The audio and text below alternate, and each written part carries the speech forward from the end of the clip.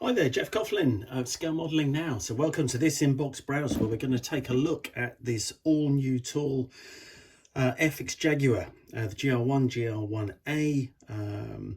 It's in 48 scale, as you can see, and many of you may remember looking way back.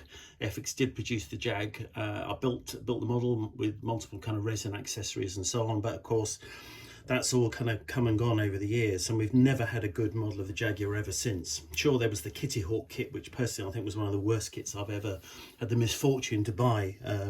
Horrendous thing. Nothing fitted pretty much anywhere. But this, completely different league entirely. I have actually taken the parts out of the bags, or most of them, but let's have a look at what we've got in the box. So first of all, of course, you've got all sorts of options here. Got the nice canopy and windscreen, which is beautifully done. No marks on that at all. Cleverly, you can see here you've got the laser rangefinder molded into a clear piece here, which you can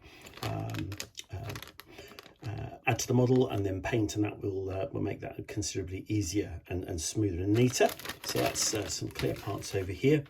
Let's have a look at the actual sprues themselves. I think actually what I'm impressed about here is that you've got some very nice fine recessed panel line detail. This is actually better than I saw when I looked at the Airfix publicity pics, which you can see on their website. I wasn't too sure about that. They looked a little bit heavy, but I don't think that's the case at all, looking at them here. So you've got the main port fuselage half here, tiny little sink mark there. Nothing to get too excited about. You're going to have an intake there, so I'm sure that will cover that one up. Have a look at the other side. Yeah, that all looks very good indeed. Very neat. Clever design here. We've got the whole upper wing section here, which means that you'll get the correct slightly sort of downward canted wing sections. Fin, tail planes, as you can see here, the sections underneath that will just slot into the respective places here. The other thing you've got, you can see already, we can tell there's going to be an option for drop flaps, which is excellent because the Jag just looks so much better with drop flaps, and invariably they are dropped on the ground. Decent pilot figure here, actually. He looks all right. If you wanted to add him, don't worry about it if you don't. Coming over to the other section, separate nose sections here. This is exciting because this suggests there's probably going to be a two-seat option coming down the line. Again, you can see here, this is where that clear part would fit for the laser rangefinder, which means that you can have two separate nose options here. The early pointy GR1 or the slightly later, which is the one I personally prefer, which has got the rangefinder. Nice separate side consoles here. Those look lovely, really nice raised detail on those. Different sort of intakes and so on here, different bombs, which is good. TL pods, all sorts of other here. Spike, pave spike, I think that is. AIM 9s, sidewinders, because you'll remember that the Jaguar had the option, certainly the later ones, for overwing sidewinders, which is good. Used in the Gulf War, Operation Granby and so on. Again, really nice looking main instrument panel here. Rear bulkhead looks good too. Plenty of detail on there, which is nice to see. Decent instrument combing, again, which you can see here. Looks like that might be missing some of the detail on the front left-hand edge, but that's okay, depending which one you want to build. Got the overwing fences here, again, which are applicable for the type. Again, just looking here, this all looks nicely molded, nicely detailed. Can't see any, at the moment, can't see any imperfections here. Looking at the other side, no, can't see any there either, so that all looks nice and positive. Two more sprues to go, so plenty of detail in this kit. Option for open speed brakes, which is nice to see. Bit of detail on the inside faces, you can see here. Wheel well detail. Interesting enough, I mean, just check out the pictures, because sometimes the main wheel gear doors, I should say, are closed when the aircraft is parked. Sometimes they're open. Just check out what you want to, how you want to display your model, and then pick an appropriate way to go forward. Really nice weighted tyres there. I like those. Well, certainly like the look of them at the moment. I've checked out, they're not too flat, but something about the Jag, when you look at the main wheels, the tyres do seem to obviously be taking the weight.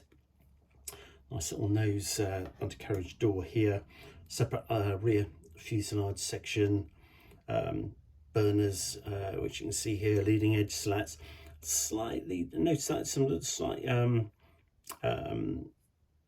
imperfections there on the surface. I think they are, as opposed to just, yeah, I think there might be just slight little sink marks where the parts actually attached to the sprue on the other side. We'll check that out actually once the model is being built. Nothing major to get too excited about. Separate intakes and those separate flaps, which you can see here, so those look really good. The trailing edges, I have to say, of these parts look very nice and commendably thin, which is good. And the final sprue, what we've got over here we go. So we've got a couple of tanks. So you've got the, I think it's what looks more like a, is that a recce pod? I think maybe on the other one over there might be for the GR.1A, I'm not sure, just double check that. The seat looks very good, really like the car. You've got early and late seats. I think that's excellent to have both of those included. Really nice. No belts molded onto the seats, so you're gonna have to find those from somewhere. But various sort of pylons, as you can see here, for the stores. Arrestor hook knocking on there, and other bits and pieces. Yeah, those are the separate Canon outlets which attach to the front sides of the fuselage. Just need to drill out the little ejector chutes for the cartridges and so on there. But really nice looking parts. Yeah, really positive so far. This is quite exciting. Let's have a look at the instruction. Oh no, that's more importantly, let's just check out those decals first of all. These will be cartograph decals. Yeah, beautiful. Look at that. All sorts of options you've got going on here. The 6th Squadron and Operation Grenby aircraft and so on and so forth. So plenty of options. All this stencil detail, love all of that, which is great. Some little decals for those instruments for the main panel. Those look beautifully printed, as I say, by cartograph. If we just check out the instruction painting guides, here we go. So this is, I'm going to start with option C. That's nice, isn't it? That's probably my preferred option, and I think I'm probably going to go with this, with the build. I'm going to launch straight into the build, by the way. So if you want to follow the build, go to scalemodelingnow.com and you can see the full build in progress. I'm just going to launch into this one and just get it done and build it as much as possible from the box. Really, really nice painting guide here. If you fancy an all-over camo version, well, hey ho, there's a lot worse you could do than that one, which is number 2 Squadron. I think I'll come it. Yeah, 2 Squadron. All the stencils in the world you can see here for all the different stores options. So again, those are nicely done. And then coming to the main instruction book. Oh, here we go. I thought it was a separate sheet. Here we go. That is option B again, number 6 Squadron, GR.1A, which you can see here. This is going to be very attractive to a lot of people, this overall camo pattern. I have to say I do like it. Or you can go for a really early pointy nose GR.1 from 54 Squadron, you know, with those, I think they're light aircraft grey undersides. Pretty sure they are. Yeah, they are. And you've got the dark green and dark sea grey camo pattern, as you can see there. Instruction booklet. Thing is always with these things, make sure you decide what you want to build, which version do you want to build, which scheme do you want to use, and then as you can see here, Airfix are always good now these days. Look for the little colour circles with option A, B, C or D, and then you'll know which holes to open up and which stores to apply to give a realistic result to the model that you're going to choose, and a more accurate one at that, to be honest. But again here, all nice, cleverly designed here, depending on which options you're going for. So just follow instructions, which do look pretty good. I'd stick some weight in the nose personally, always would with something like this. Can't remember whether it's C2 or not.